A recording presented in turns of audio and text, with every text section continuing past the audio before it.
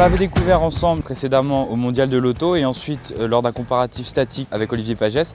Et ben voilà, le moment est arrivé. Aujourd'hui, nous sommes à Tarragone, à 100 km au sud de Barcelone, pour l'essai de la nouvelle C3 Picasso. Le marché des mini-spaces est un marché en berne, donc C3 Picasso arrive et propose un nouveau produit de rupture selon Citroën, qui va pouvoir trouver son public dans un marché en crise.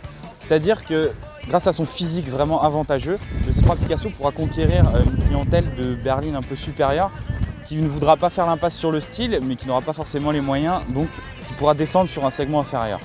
Donc ça, c'est la stratégie développée par Citroën. Alors il faut dire que tous les atouts sont de son côté puisque le physique est très réussi. L'équipe de Jean-Pierre Plouet a fait des miracles.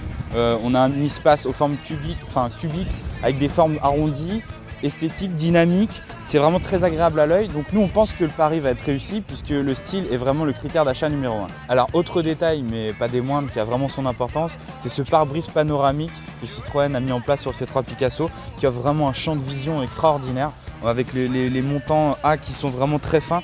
Donc c'est très utile au niveau de la sécurité, de la visibilité. Ça apporte une onde de lumière dans l'habitacle. Donc cette onde de lumière est suivie comme sur le grand frère C4 Picasso par un toit panoramique en verre. Donc il y a vraiment une luminosité aux passagers, c'est très agréable. Et dernier détail justement, c'est cette lunette bombée avec les optiques à fond noir qui offre vraiment un look du tonnerre, on peut le dire. Donc c'est vraiment un design qu'on n'a pas vu dans la catégorie. Très harmonieux, donc ça séduira certainement la clientèle. Alors maintenant la partie la plus importante, le volume de coffre. Donc on regrettera juste la lourdeur du haillon pour l'ouverture. Donc ça c'est dû à la lunette en verre. Et on accède justement à un volume qui se situe entre 500, dans cette configuration 500 litres, et qui varie jusqu'à 1500 litres. Donc ce qui en fait vraiment la reine de la catégorie. Autre bonus, justement, c'est ce seuil de chargement extrêmement bas qui permet un accès facile au coffre. Donc c'est très simple pour les gens de toutes les tailles, justement, on peut charger facilement. Donc c'est très pratique. Alors côté modularité, ce C3 Picasso n'est pas en reste par rapport à la concurrence, puisqu'on voit ici, d'un simple geste, on obtient un plancher quasiment plat avec ce qu'on appelle chez Citroën le flap. Donc c'est cette petite languette qui permet d'avoir un raccord avec le coffre. Alors nous voici à l'intérieur de ces 3 Picasso. Donc le premier constat, c'est vraiment cette luminosité apparente avec au total 4,52 m de surface vitrée, qui est quand même énorme pour la catégorie. Autre bonne nouvelle aussi, c'est la qualité employée dans les matériaux, des plastiques moussés très haut de gamme avec un revêtement en apparence écorce d'arbre. Donc c'est super, c'est très flatteur au toucher. Aussi on a quelques notes de chrome par-ci par-là, une surpiqûre.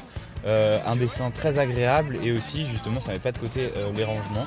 Donc on a vraiment ici un plumier, une boîte à gants assez généreuse, quelques rangements à droite à gauche. Donc c'est vraiment un ensemble très harmonieux et puis ça remplit son travail de monospace.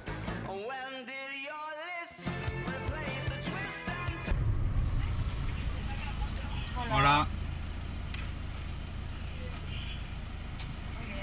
Gracias. Adios.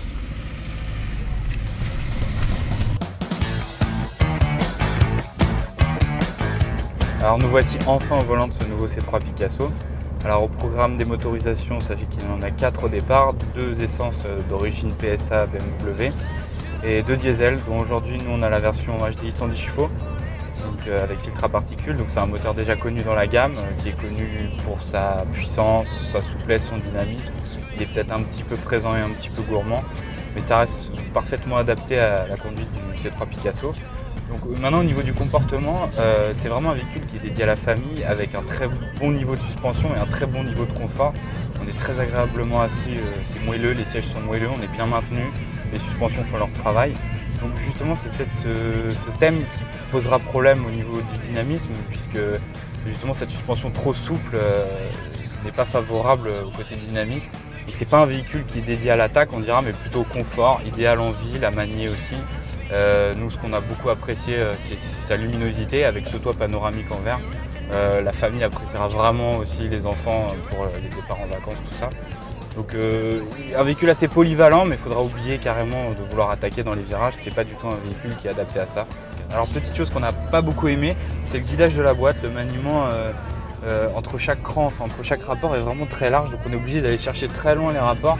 Donc ça peut se montrer, ça grève un petit peu l'agrément du véhicule. On est obligé un peu de se battre quelquefois pour chercher les rapports.